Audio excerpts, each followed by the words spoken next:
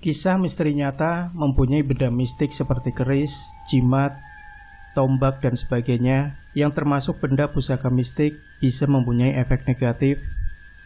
Salah satunya akan menghambat proses kematian ajal, walaupun tidak dipungkiri lagi bahwa kematian tersebut sudah ditentukan oleh Allah Subhanahu wa Ta'ala.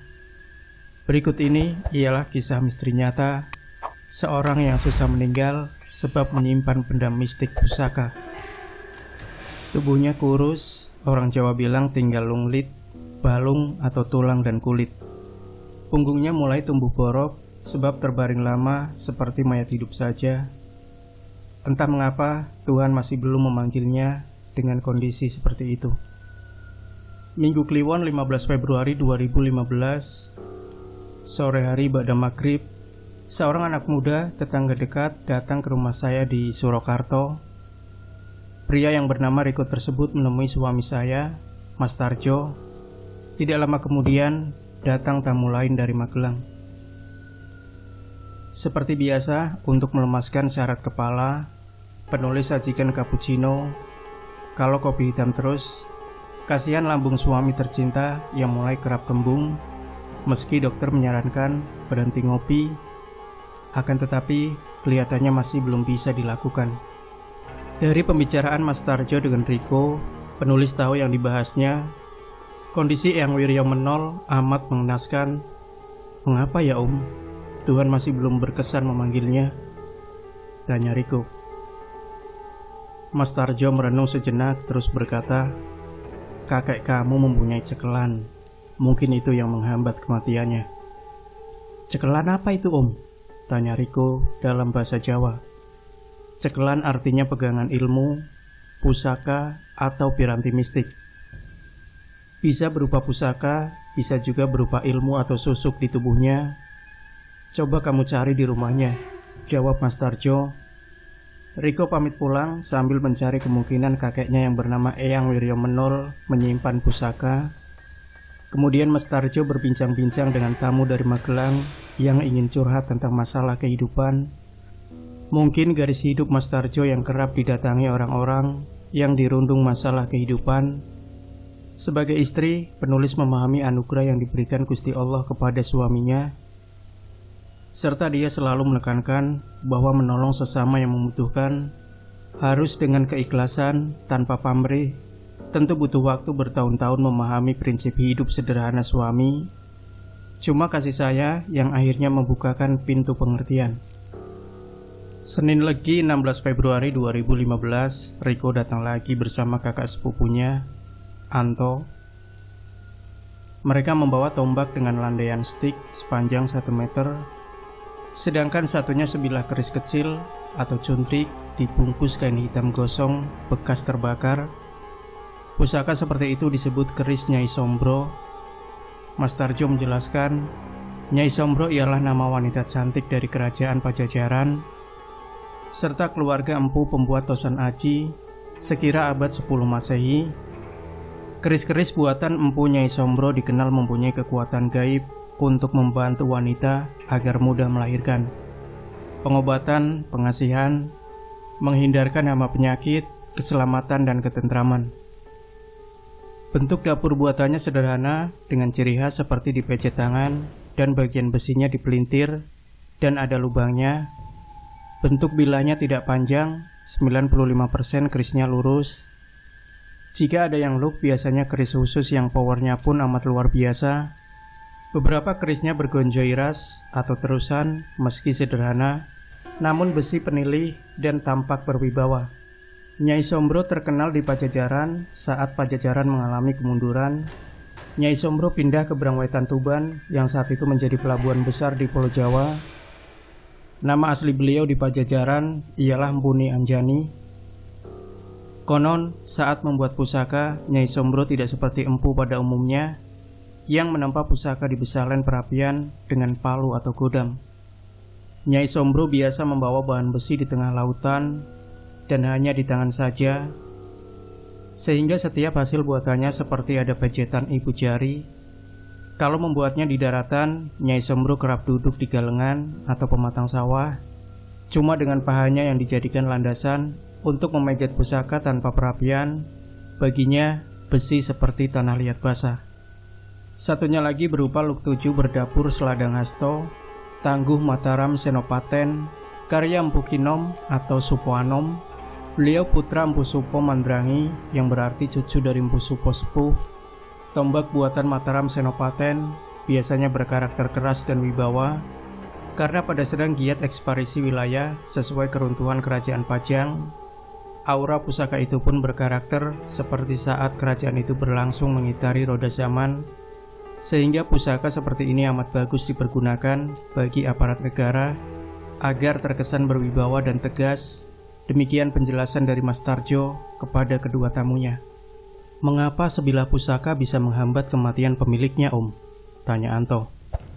"Tentu bisa kalau kita salah menempatkan karya leluhur ini tidak sebagaimana mestinya," jawab Mas Tarjo.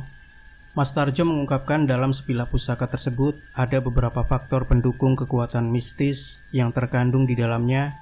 Antara lain, pertama, aura murni pusaka terdiri dari susunan besi yang dipilih oleh empu untuk ditempa, dijadikan sebilah tosan aji dari berbagai besi, kadang menggunakan titanium atau meteor. Untuk pamornya akan mempengaruhi karakter pusaka. Aura pusaka ini keras untuk lunak, wibawa atau pengasih, tergantung dari besi yang dipilih oleh empu. Aura murni pusaka ini tidak bakal hilang kalau bendanya yang masih ada. Kedua, daya saran dan doa ialah ketika empu menempa pusaka, dia harus menyajikan jiwa dan raganya dengan laku tirakat, terus dia memasukkan daya saran di dalam bilah. Daya saran seperti hipnotis yang dilakukan dengan tirakat dan menempati bilah dengan jangka amat lama disebut daya pos hipnotis. Daya ini jika bilah pusaka dicabut, kadang keluar api, angin, hewan-hewan mitologi dan lain-lain. Akan tetapi, kalau saat penempaan pusaka tergoyangkan doa dan saran gaibnya, maka dianggap tosan aji tersebut gagal produk. Maka akan diulangi lagi proses pembuatan dari awal. Daya saran ini kebanyakan untuk tujuan mulia, akan tetapi empu juga manusia, tidak lepas dari rasa iri dengki. Daya saran yang diberikan kadang untuk menghancurkan orang yang dibenci. Semisal dibuat pusaka dengan penampilan yang amat bagus, akan tetapi daya saran yang dimasukkan hitam dan buruk, akibatnya orang yang merawat pusaka tersebut bakal mengalami musibah beruntun. Pusaka seperti ini pun di masa mendatang akan tetap membawa sial dan seyogyanya dilabuh. Ketiga, aura makhluk halus. Orang zaman dahulu kerap membuat sesaji pusaka dengan berbagai macam hidangan dan aneka wewangian berupa kemenyan, hiu, bahkan candu, hidangan, dan aroma ini mengundang makhluk halus yang biasanya jin dan sukma glemboro bakal mendekat dan ikut menikmati sesaji itu, dan lama-kelamaan mereka akan kerasan dan menetap di lokasi tersebut. Mereka kerap diistirahatkan magersari. Kehadiran mereka dapat menambah daya sakti pusaka, akan tetapi juga bisa membelokkan orang-orang yang tidak paham tentang esoteris pusaka. Seperti misalnya setiap Jumat dikasih sesaji, tiba-tiba pemilik pusaka lupa menyajikan, terus malam hari dia mimpi atau ditemui sosok gaib yang meminta kepana tidak diberikan sesaji, yang kadang disertai ancaman. Ini peran jin yang sebenarnya, bukan aura murni pusaka. Menurut Mas Tarjo, apa yang terjadi dengan Eyang Wiryo Menol kalau ditilik dari bilah pusaka yang gosong terbakar tersebut menandakan kalau pusaka tersebut dibakari kemenyan dan sesajian lainnya, sehingga poin ketiga itu yang terjadi. Banyak makhluk halus yang mengitari bilah pusaka, sebab penyatuan yang terjadi sudah berlangsung sekian tahun. Persenyawaan ini sebagai semacam tritunggal antara aura pemilik, aura murni pusaka, dan aura makhluk halus. Penyatuan seperti ini yang diuntungkan ialah makhluk halus yang berperan sebagai parasit yang menghisap energi aura murni pusaka, dan aura manusia pemilik yang salah memperlakukan pusaka itu, sehingga pihak ketiga, makhluk gaib yang diuntungkan. Perkiraan Mas Tarjo sepertinya benar jika Eyang Wiryo Menol yang masih bertahan hidup sebab peran faktor X yang berasal dari makhluk yang magersari di bilah pusaka tersebut.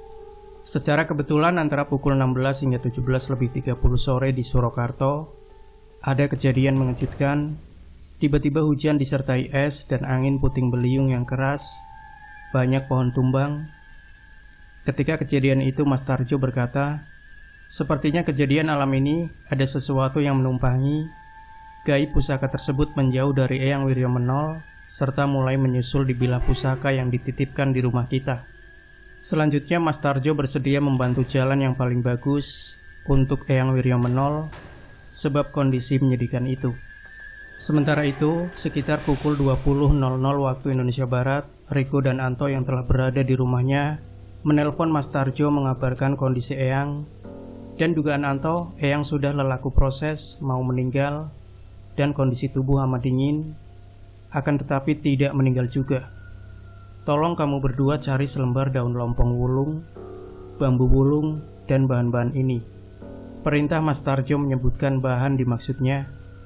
Keesokan harinya mereka mencari bahan itu. Oleh Mas Tarjo bahan-bahan tersebut dirajah Kolo Cokro. Kamu letakkan bahan ini di bawah bantal Eyang Wiryomenol. Kalau sudah takdirnya akan segera dipanggil oleh Gusti Allah. Akan tetapi jika belum saatnya, beliau bakal sehat kembali, kata Mas Tarjo pukul 22.00 malam. Kondisi tubuh Eyang Wiryomenol justru hangat. Hal ini membuat keluarganya bingung.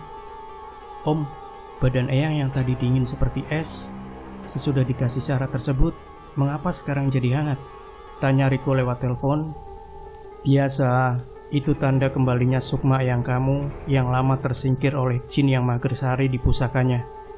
Kini sesudah diberikan syarat itu, jin-jin tersebut pergi dari tubuh Eyang kamu. Seiring dengan gejala alam hujan dan angin kencang, jika memang saatnya kembali pada ilahi, beliau pasti akan diambil oleh Yang Kuasa. Bantulah doa," pesan Mas Tarjo. Sekiranya pukul 01 dini hari, Eyang Wiryomenol meninggal dunia. Innalillahi wa inna ilaihi roji'un.